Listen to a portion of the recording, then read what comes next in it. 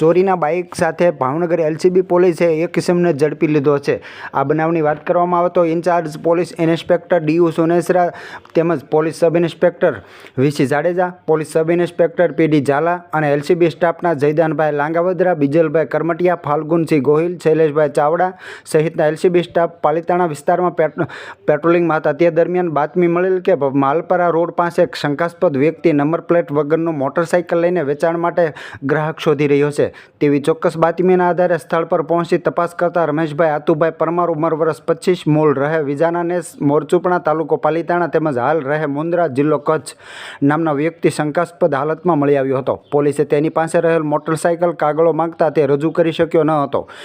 વધુ પૂછપરછ કરતાં તેઓએ સ્વીકાર્યું હતું કે લગભગ 15-17 દિવસ પહેલાં પાલિતાણા મામલતદાર કચેરી નજીકથી મોટરસાઇકલ ચોરી કર્યું હતું। પોલીસે આરોપીને ઝડપીને મોટરસાઇકલ કબજે લીધું છે અને વધુ કાર્યવાહી માટે પાલિતાણા ટાઉન પોલીસ મથક ખાતે સોંપી દેવાયો છે।